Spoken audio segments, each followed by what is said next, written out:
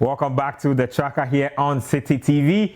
I hope you enjoyed that motivational video. Our guest today is Ghana's second born to play in the NBA. I'm talking about none other than Amida Brimah. Amida is getting to us all the way from his base in Indiana. Amida, it's good to have you on the tracker. Thank you. I appreciate it. It's always a pleasure to be here. I mean, the last time that we spoke, you were walking the corridors of City TV and City FM, and everybody was literally in awe at your height and whatnot. Today, you are finally in the NBA. I remember that first interview so much. You told me that your goal was not just to even make the NBA, but to win a championship. We'll talk about all that in a bit, but for the Ghanaians who are like watching you the first time, I'm sure they're asking themselves, who's this Amida Brimah guy? Where has he come from? Tell us a little bit about where you've grown up as Amida Brimah and what you were like as a young kid. So, obviously, I'm Amida Brimah. I'm original. So I'm from Ghana. I'm from Yamiche in Accra. So I'm Yoruba, but I'm Ghanaian, born and raised in Ghana, and I speak Yoruba. That's my name. I speak Yoruba in Ghana. Mm-hmm. That's technically my native language. And then, so I lived in Yamiche. I went to middle school. I went to middle school at I think Happy Academy, and then I went to Wesley Grammar. So just like all those times, I was like, my uncle, his name is Lawal. Coach Lawal is he's a basketball coach, and Coach Lawal is famous. He coaches the Sebs. So he's like, we kind of had basketball in our family, but like, I have a basketball background, but I've never been like, I wasn't interested in playing basketball, because I wasn't really interested. He's always trying to get everyone in the house to play basketball, but like, I was like more like, okay, I want to be a soccer player. I want to be a football player. I want to play football, So going to school, and I've never, like, in middle school and when I was at Wesley Grammar, I wasn't playing any sport. Like, I had to play the basketball at Wesley Grammar, but like I wasn't even close to any good player on that team. Interesting. Terrible, so. Yeah. Tell me a little bit about your soccer background, because it's crazy that somebody who started out with a love for football has eventually evolved into an NBA player. Now, what were your interest in soccer? Who motivated you to, or who stoked your fire for soccer? Which teams do you even support as far as soccer is concerned? So when it comes to, obviously, everyone in Ghana plays soccer. Everyone. So I wanted to be a striker because of like Peter Crouch, Jan Kola, because I kind of knew I didn't know I was this tall, but like I kind of knew I was a little taller. So like I was looking, those were the guys that I wanted to be like to play play soccer. And then I remember one time I went to go join this team, and then I never had shoes my size when I was in Ghana. I never had shoes my size. So I remember one time I went to go play and I didn't have boots, so like I literally had to wear Timberlands. I went to them and like because of how tall I was, they were like, okay, you're gonna be the goalie. I was the goalie with Timberlands on. It was crazy. And then whenever they shoot, I'm able to like catch the balls, the up top balls, and then when the down balls, I was never catching them. That's interesting. That's a really interesting story. Now, tell me about your uncle Lawal, right? And how he eventually got to convince you that, with all this height, you better get on the court and make use of that height. And tell me about where you first started honing your basketball skills as far as Ghana is concerned. So when I was my uncle he had a basketball structure in the house that we kind of like, sometimes we go around and play around, and like when I started growing taller than all my cousins, because before all my cousins were all taller than me, my siblings were all taller than me. I just started going taller. It's like this is your height. If I play basketball, you can waste your height. Like, but ever he's telling me that, I'm not even taking it serious. Though. I'm just like, because I didn't know I was that tall, to be honest. Though. I'm thinking like I'm like regular height, you know. It was like until people start telling people like I start walking the streets, people like they start looking at me, start making jokes, they're like they'll be like we're nine wow or something like that, like you know they start making fun of you and stuff. That's when I was like, oh yo, I'm actually like you know I'm actually this tall, you know. So he's always been telling me to play, but I was like, and then one time I was like, you know what? I'm just gonna go to Lebanon House. Oh, actually Hashim Brimah. He's like, that's also my cousin, but he's a big time basketball player in Ghana too. So he's always telling me, and then he's like, yo, you have to come to me. One time he saw me, he's like, you have to come to Lebanon House. I was like, okay, I'm gonna go. So I go one time, and then he had me doing this. He had me doing this rebounding drills, like tapping the ball on the backboard, and that was like my first day there. He's like, get this ball and tap on the backboard. I'm like, I'm doing it. I'm like, yo, I'm tired. Like, I didn't even want to do it. He's like, quit, go off your banner. You know, I'm like, okay, fine. Start doing it. I was like, I did that day. I didn't. So the next week, he's like, quit. By next week, I was like, the next week I didn't come. He hits me up and was like, hey, if I miss again, and I was like, all right, cool. I go and then like I'll have like porridge in my backpack, and then I'm like, while he's like, they have us doing like warm-ups and stuff. So while we're doing the warm-ups, I'll go in my backpack, get the porridge, and come back on the court. And it's like, to be honest, Hashim might have been the most influential person when it comes to like me playing, like when it comes to like getting actively involved. Yeah, actively involved. He was the guy that was like making sure that like I was like, you know, that was probably like a month before I came to America to play basketball. He was on top of me, and those times he didn't even know I was coming to. I didn't know I was coming to America. He didn't know I was coming to America. It was just like him, just like you know, trying to like he had a vision for me. You know, he had a vision for me, and he was just like just on top of it. Now, I'm going to ask about lessons learned from Lebanon House, and you didn't spend that long a time there, but I remember you telling me the last conversation we had that if anybody would have thought anybody would have gone this far, it definitely wouldn't have been you. I mean, what made the difference between the kid who was just tapping the ball off the backboard and the kid who got to transition out of Lebanon House to Florida eventually? So when I left, like I didn't know the magnitude of like the decision I was making, you know, like I was like, oh, just coming to America and play in this place. Just coming here was a blessing, you know. So I'm like, oh, just come and like, you know, this is just another avenue. But then when I got here and I started playing and I realized like, yo, like I realized how many people like what kind of opportunity that I have and how much influence I can have on the kids in Ghana, and like having how much influence how much like motivation I can give to these kids in Ghana. Like just like I was like, no, I want to be better than like I want to be one of the best that ever played, you know? Like so like I would like so like even Hashim was on top of me, to be honest. He's like he would like message me like just try to keep me have like a mentality and like making sure that like I'm not like you know, thinking below what I have to. Like I have to have like he put me on a pedestal to like think big every time, and like brought me here. And he was the guy that like truly like gave me opportunity, that believed in me after I came here. Like he was the guy that is like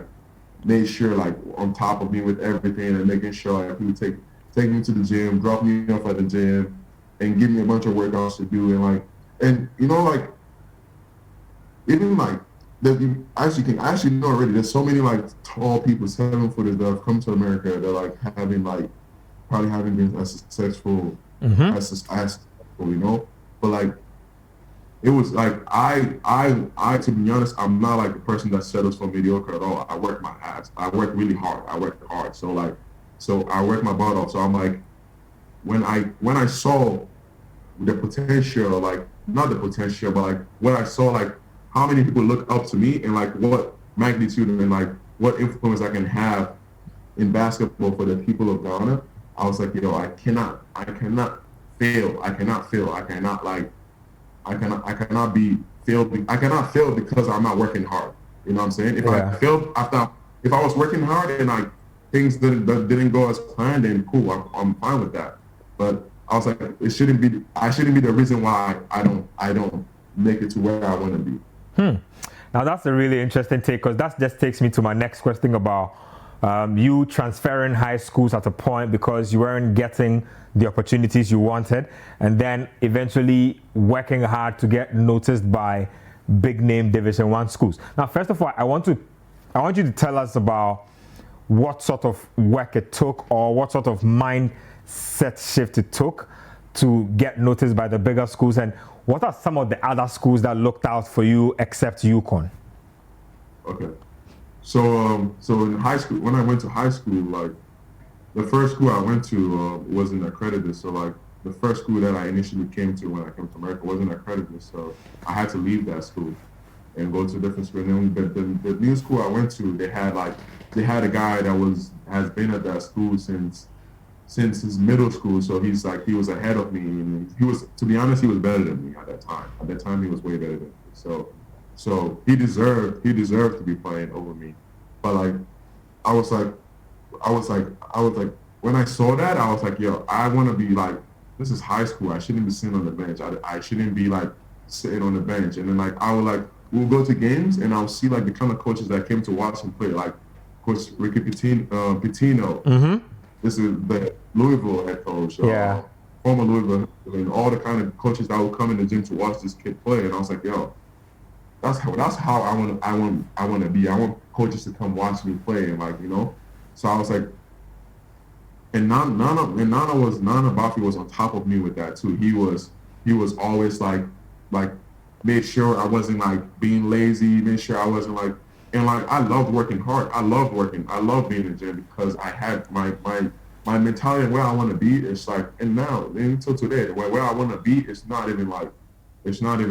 I'm not close to where I want to be. So like I'm working hard. So he's like, he'll give me a bunch of workouts and give me like a whole list of workouts to do, because he had to work too. He had a job. So he'll give me a whole and just take me to the gym and leave me at the gym. And then like, I'm like, okay, fine. I'll do everything, literally everything and more. So like in my junior year in high school, I would go to in the morning. I wake up like around 5 o'clock. Go to school, run the track, and this was the year I wasn't even playing. I wasn't playing. I was coming off the bench, and I'll probably play like 10 minutes, like barely play. So I would go to the school, run the track in the morning, like around 5, and then we have practice in the morning, and then I'll do that, and then after school we have practice again. Then after that, I'll go to this college where Nana used to work. Mm-hmm. And then I'll go there and work out again. So I was probably going through like 4 workouts a day. Wow. Literally 4 workouts a day, yeah. And like and I didn't think it was crazy though, to be honest, because I wanted to like be up there so bad that like I was like it was a routine for me. It was like something that I have to do, you know. So like from there I started we played it, and I started probably getting letters from like lower major Division 1 schools, and like, you know, just like smaller schools and stuff. And then between my junior year and my senior year, that was when I started getting more buzz. So I was playing AAU, and then I started getting more buzz. I started getting more buzz from teams, a bunch of teams. Like I started getting more buzz, but like maybe like a little mid-major Division 1 schools started reaching out to me and stuff. And then we went to a team camp. My senior year. We went to a team camp, and when we went to team camp, the school. That's when I went to this team camp, and they had a bunch of high recruits there, like high Division 1 players, like, you know, high major Division 1 players. And I went crazy. Like I was the best. I was one of the best centers there. The work started to pay off. Yeah, so it started the hard work I was doing started showing, like, you know, it started showing in games and stuff, you know. So from there I started getting that. I got UConn, then I got South Carolina, I got Virginia Tech, I started getting into schools, but I was like a late bloomer too, you know, like if that happened, if I bloomed earlier, then probably the schools would have been more like, you know, been more schools, but like in those schools, like, and then I went on a visit, and my last 3 schools came down to South Carolina, UConn, and the South. I went on a visit, and then so then Nana was the guy that made all my basketball decisions for me, because obviously I'm new to this, I didn't know much about it, so he put me in the right situation, and that's best for me, you know. So I just left all that to him, and then he was like, just looking at the history of UConn and like what they have, my potential, my ability of being a shot blocker was the reason why he chose for me to go to UConn. I'm sure that you didn't regret that decision at all. I remember seeing your championship ring with your name embossed on it. That was some major stuff. Your journey obviously has been a lot about leadership, because even then you were always bent on working hard. Tell me about some of the lessons you took out of that UConn championship team and working with a guy like Kevin Ollie at that point. Tell me about just the lessons from the championship team and then also working under a coach like that. Yeah, it taught me a lot, because we had a really mature group that year. We had like four seniors, and then our chemistry was just like on a different level. We had a great chemistry, and that went to show me that a team having a chemistry, like, you could have the best talent and everything on the team, but like if you don't have chemistry, you guys are not really going nowhere. So like that, our chemistry, we were not the most talented team in the country, but just because we had that chemistry, and we all were hard work, we were all grinders, we were hard workers, like we all. Like when I'm going to the gym, I'll get one of my teammates. So, yo, let's go work out. Like another person was going to the gym, like, yo, let's go work out. And then Kevin Ollie, being an NBA coach, just like also made a huge difference, because he knows what it takes to be at the highest level. So the expectations he wanted from us were always like, he had higher expectations for us. Now, talk to me about draft night, right? The 2017 NBA draft. You went undrafted, of course. Walk me through the emotions of waiting to hear your name called out, and then perhaps the heartbreak or the disappointment of not getting drafted.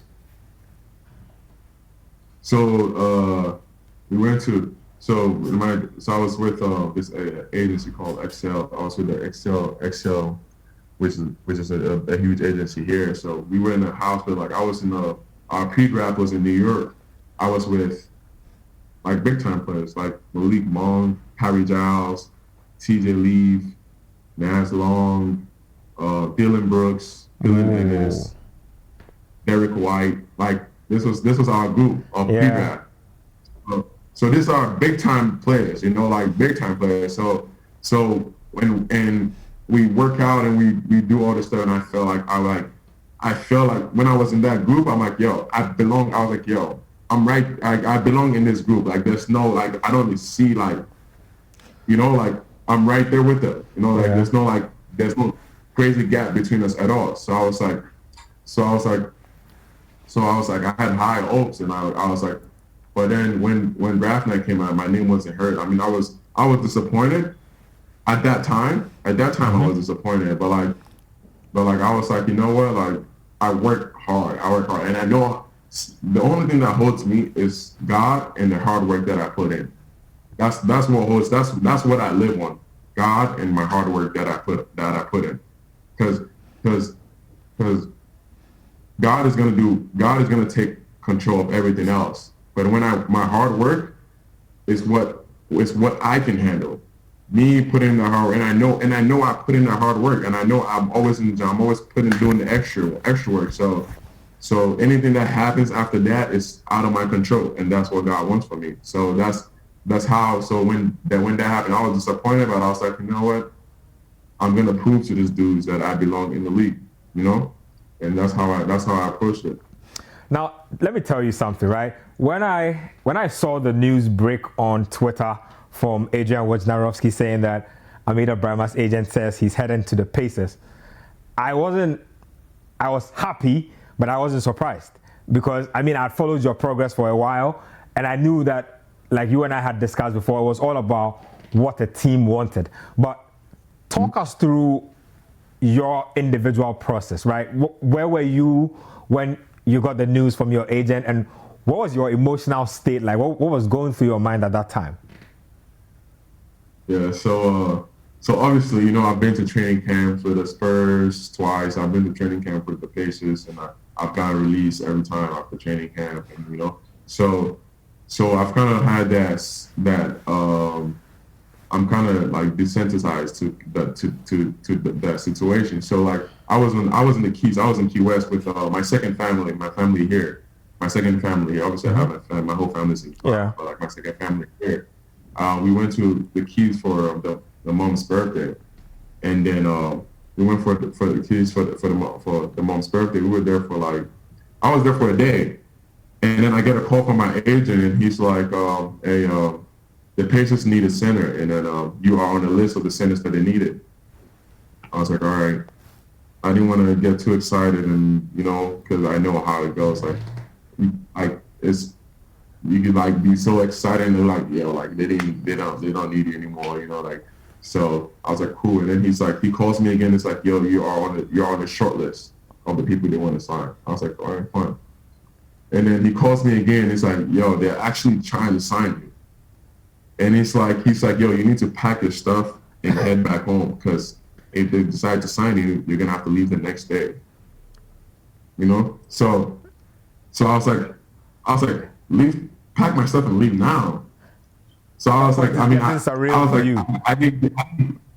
yo, why would I leave now if they haven't even said they want to sign you or anything? Why? So I was like, you know what? I'm just gonna go home. So me and my brother, my brother here, was like, all right, cool. We decided, because it was the mom's birthday that day too, so we had to leave early. We drove 4 hours from Key West back to Delray Beach in Florida, and then we then just off. They haven't said they were going to sign me, just off the fact that there's probability of that happening. So we went back to Florida and back to Delray, and then the next morning, I set up my workout. I was my regular routine. And knowing me, I'm trying to make sure I'm always ready when my name is called. I called my trainer, Nick Ursha. I was like, okay, we're gonna work out. We're gonna work out in the morning. And I called the basketball coach that trains me that I'm gonna come work out with him during the day. So I go in the morning at 8 o'clock to go lift. I went to lift with him, my strength and conditioning guy, and then I was like, I'm going to go get a new cell phone. And I go to go get a new cell phone. My way to go get a cell phone. My agent calls me, and it's like, hey, welcome to the NBA, baby. And I was like, what? I was like, there's a video of it. So I was like, what? I was so overwhelmed with so many emotions. Because it's a lot of times I've been that close and nothing has happened. So I was like so overwhelmed, and I was like, and then I had to cancel my basketball workout that day, and I was like, rightfully so.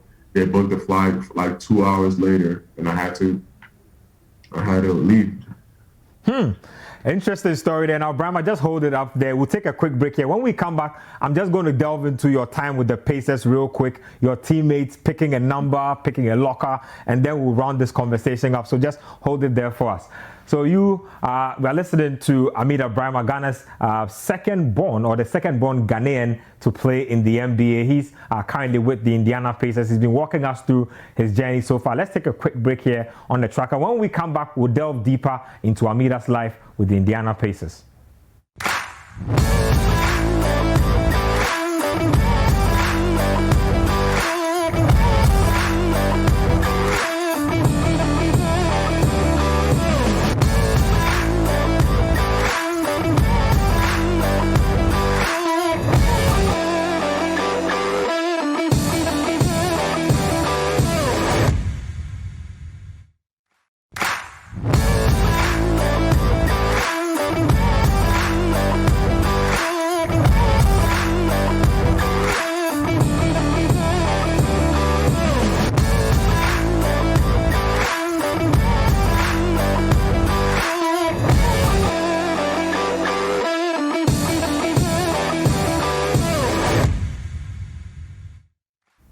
Welcome back to the tracker here on City TV. We are talking to NBA player Amida Brimah from his base in Indiana in the United States. Amida, welcome back. Yes, we're getting into the emotions of being told that you are finally an NBA player. What was the reaction like from those around you? Like you said, your family out there, your friends, your coaches from way back. How was everybody soaking up everything?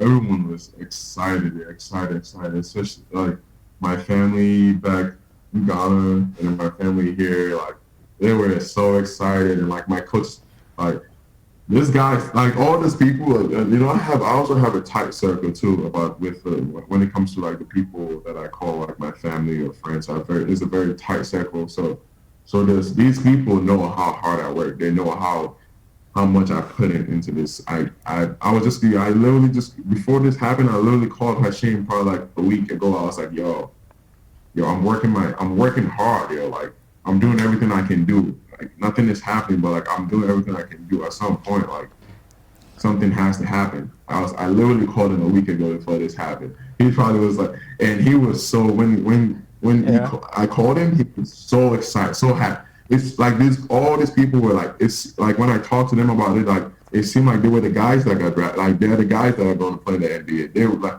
that's how happy they were. They were so excited because they know how much work I put in, and how hard I've worked to be in this position that I am now. Tell me about picking number 37. Is there like a significance to that number, or is it something that's just generic and regular for you? Yeah, no, there's actually significance to it. So when I was younger, my mom used to travel a lot. She used to be she goes and buy like a trader, buys stuff and resells them and stuff like that. So she left me to be her sister used to be the one that took care of me a lot of times. She was the one that took, and I had a really close relationship with her. I had a really close relationship with her, and she passed away at the age of 37. So I was gonna wear 37 in college, but you couldn't wear 37 in college. You can only wear numbers that the referees could like use their fingers to put it up, to put the note up. So I couldn't wear 37. So as soon as I became professional, I was like, no, I'm gonna wear 37. And then I changed it this year in the G League to 35. But then when I came back here, when I was with them last year, I wore 37, so they thought I was going to keep the same number, and they gave 37 again. And I was like, you know what? It was meant to be. So I was like, I just wore 37 again. That's inspiring. Talk to me about getting into the Pacers team the first time. I mean, who are the guys who made you feel at home, getting into that Pacers locker room? And tell me also about your objectives for this season. Yeah, so when I came in, I was like, when my agent was like, yo, a lot of the centers are injured, so there's a high chance you're probably gonna play a lot of minutes. So when I came in, Malcolm Brogdon and Sabonis were like, yo, like we need you. We're glad to have you here, and we need you. So when they said like, and I already knew some of the people in the locker room already because I was with the Pacers 2 years ago before I came in. So like him saying that to me kind of made me feel confident, made me understand that like, you're not just coming here and just be on the bench and just like a favorite. They brought you here because they need you to play and be able to play, you know? So I was like, so that made me feel really, really comfortable. And when talking about my goals and objectives for this season is like, obviously I came in late to the team. So my goal is to be like, whenever my name is called, I always have to be ready. My goal is to be ready and be able to like bring my attribute in whatever I'm needed to do whenever my name is called to play. That's solid. So that's my goal right now. That's my goal right now, to be being with the Pacers. Now you've made it to the NBA. Watching your NBA debut was very surreal for me because now the first Ghanaian player to play in the NBA didn't score points in the NBA. You were actually the first to score points in the NBA as a Ghanaian player. So that's some history right there. Talk to me about that particular situation, scoring your first buckets, getting loose on the courts the first couple of times. How did that feel like? The first game I played, I didn't score. Was the Magic against the Magic? Yeah, you didn't score in that game. I didn't score. I think I had a block. Yeah, but I had some good screens. Like I did some good stuff. I just didn't score. So, but then the next game when I came in the game, so my first point that I scored, it was like off a pick and roll, and like my TJ McCollum passes me the ball, and like when I went up, I mean I could have dunked that too, but like when I got it, I was like, you know what, this could be my first NBA bucket. Let me just put it up real quick and get my first point. So I was like, hey, let me just get my quick first point, and then we can go from there. So after I got that, I was like, okay, now fine, now I'm good, now I'm loose. Just went away from there.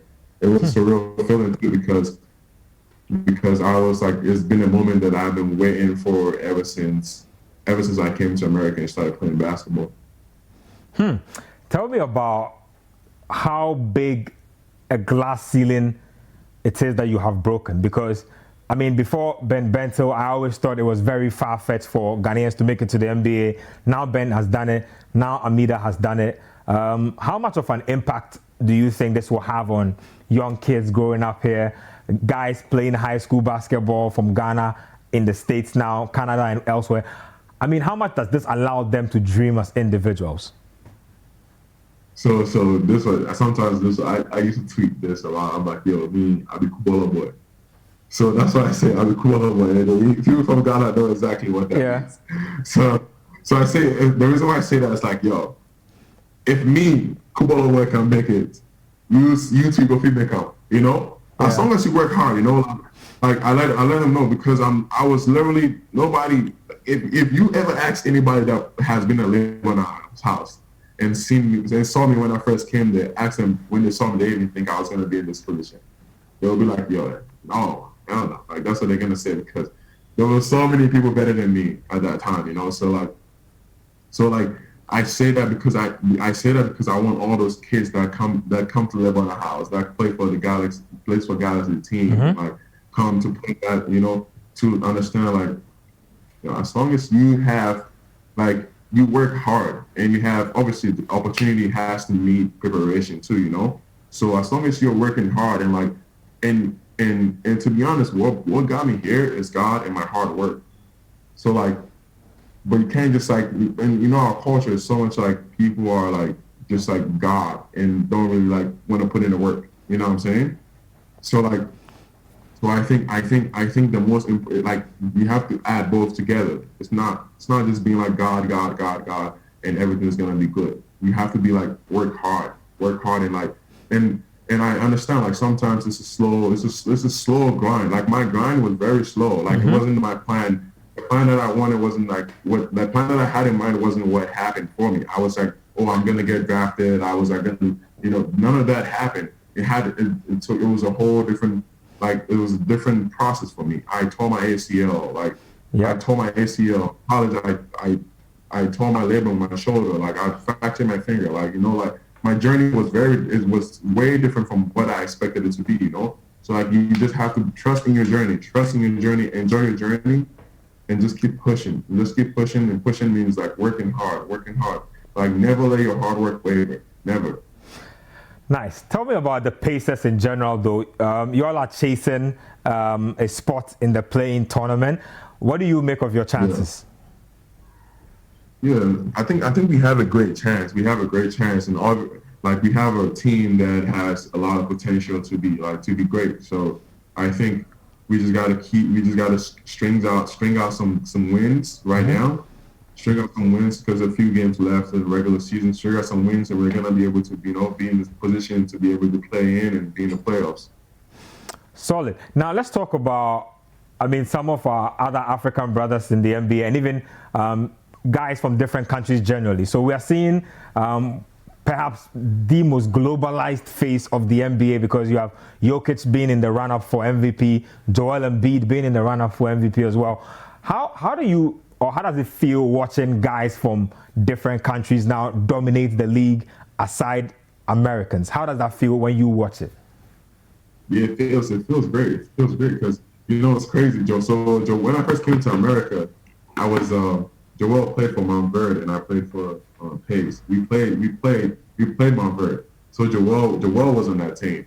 And when we played, he came in. They put him in a game when it was probably like it was a blowout. They blew my team out. So they put him in the game when it was a blowout. He wasn't playing at all, and they put him at the end of the game. So they put both of us in at the same time, like at the end of the game when like the game was already done. You know, they put us in the game, and just like looking at him and where he is right now, and like how raw he was at that time, and I was very raw too. You know, so like I'm so happy for him and so happy for like that growth that like, you know, like, and it takes a lot of hard work to be in that position, to be honest. I know like coming from being from that raw and just being an MVP candidate, it's like a lot of hard work that it takes to be in that position. So I'm like, and I know how much obstacles all those people that come from different countries and different, you know, come from places other than America, and sometimes players in America go through a lot of struggles. But coming from other countries, and it's even harder to be able to play yourself into situations like that. So it's like it's a motivation. It's very motivational to all those people, all those kids all over the world that want to be in the NBA or be in the highest level of basketball. I mean, that's definitely true, because Joel has definitely had quite the journey to get where he probably is right now. Let me ask you about favorite teammates. Let's chat about some random stuff. Who are your favorite teammates? You've had a lot of great teammates along the line in the G League, back in UConn, in the NBA now. Yeah. Who are your favorite teammates? My favorite teammates? I had at UConn, I had Terrence Samuels, Christian Foxen. So Terrence Samuels was like in my same class as me when my freshman year. We were in the same freshman class, and then Christian Foxen was a walk-on on the UConn team. He would always come to the gym with me. He would always come work out with me. You know, like rebound for me all the time. He was a great teammate. And then we came to I went to Austin. I had Derek White. That's one of my best friends here. And then I came to obviously Pacers. Lance Long. Okay. Brian Bolton. Lance Long and Brian Bolton, my guys. TJ McCollum is my guy too. But you know, everyone. To be honest, I like everyone on the team. They're really nice. Everyone is, you know, very accepting and yeah. I mean, as a center, who have you grown up modeling your game around? I know you didn't start off with basketball at the youngest of ages, but once you caught on to the game, whose game did you admire and whose game did you want your game to eventually evolve to become like? So when I caught up to the game, I started, like my uncle used to tell me about Hakeem Olajuwon and Dikembe Mutombo. So those were the guys that I idolized, I guess, to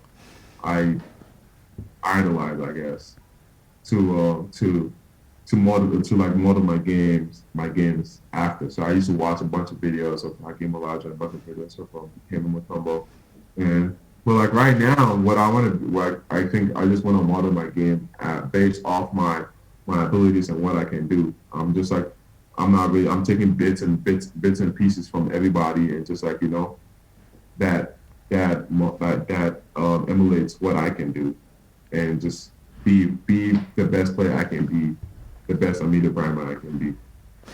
Now, the last time that we spoke, you gave me what your five like an all-time five will look like. I'm trying to see if you still have that same all-time five or your mind has changed over time. So give me an all-time five list if you had to pick one, and let me see what's going on in your head these days. All right. I guess Michael Jordan, obviously. Yep. Hakeem. Okay. Tim Duncan. Okay. Let's see what I'm gonna put at the point though. Okay, Magic Johnson at the point. Okay. And then Kobe at the three. That's a very tall team. That's a solid team. I like it. I like it.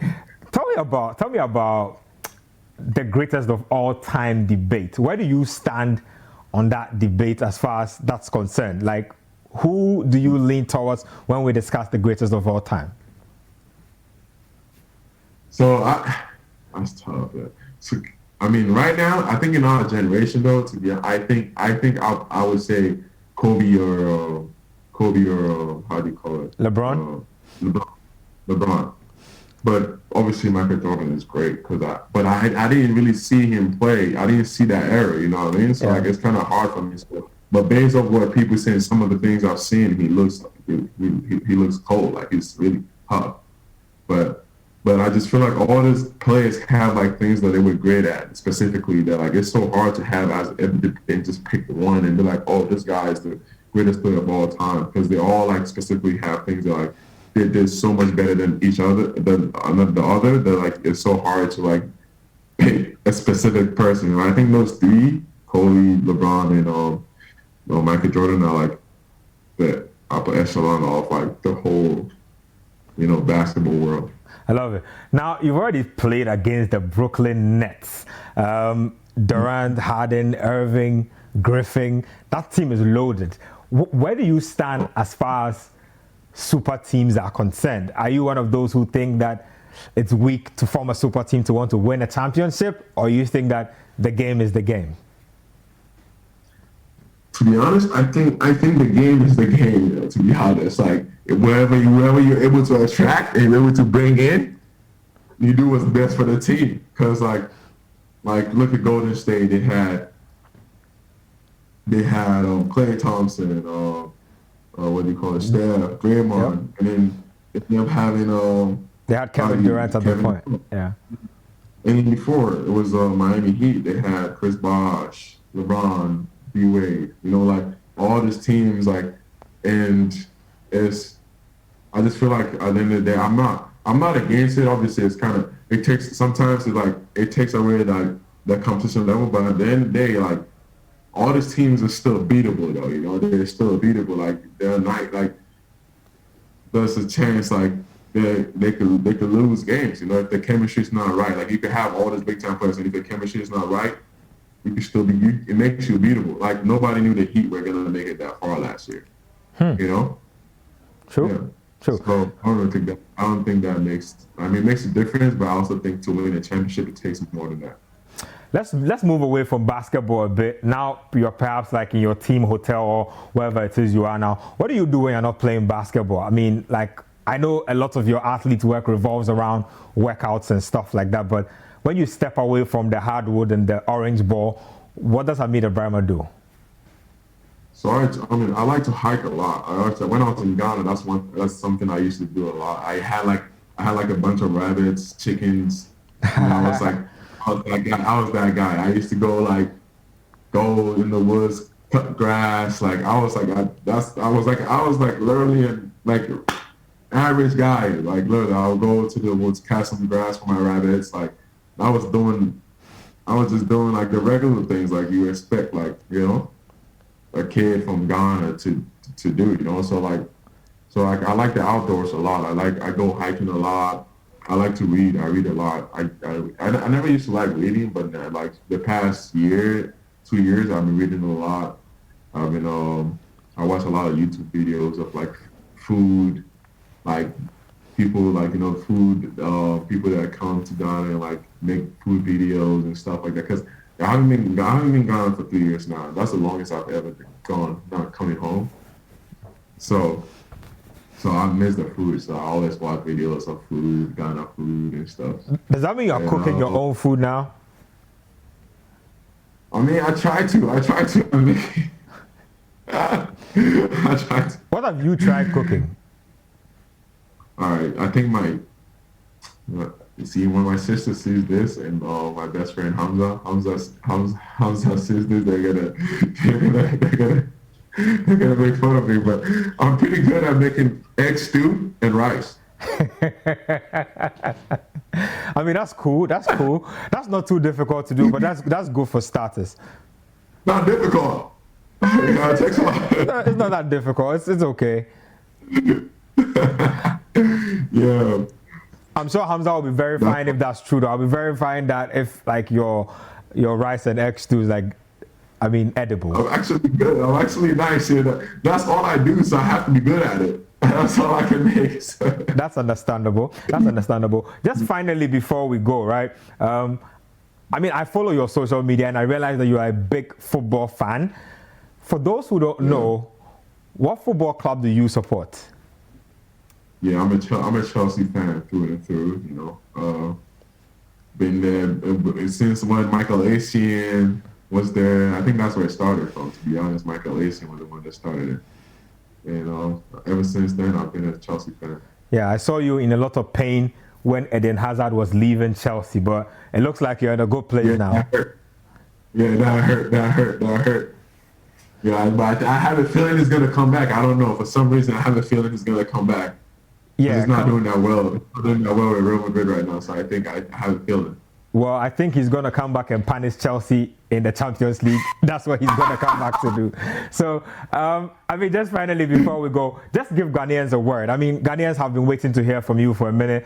You get to speak to them from your base in Indiana. What do you have to tell the good people of Ghana and the people of Nyamiche who have probably seen you grow up as a young man to where you are now? Yeah. I just want to thank everybody for the support and all the messages I get. I mean, I guess I got so many messages, so much love just from so many people, and I just want to thank them for just like, you know, just like backing me and just giving me that support, that moral support that I need right now, and just like everybody just keep in touch and just keep you know, your eyes on everything that's going on here, and I'm just gonna keep making them proud. Amida, thanks very much for speaking to us. You obviously have made all of us proud. Thank you for taking time out to speak to us. Go do what you do best out there. Hopefully some other time we'll catch up. It's been nice speaking to you. Yes, sir. Thanks for having me. I appreciate it. Thank you very much. So you heard Amida Brimah there, Ghana's second player to play in the NBA. He was wearing the number 37 jersey, plays for the Indiana Pacers. He's literally taking us through his entire journey right up until his last games or so. So that's it from us here on the Tracker on City TV. You know where to find us, same time next week.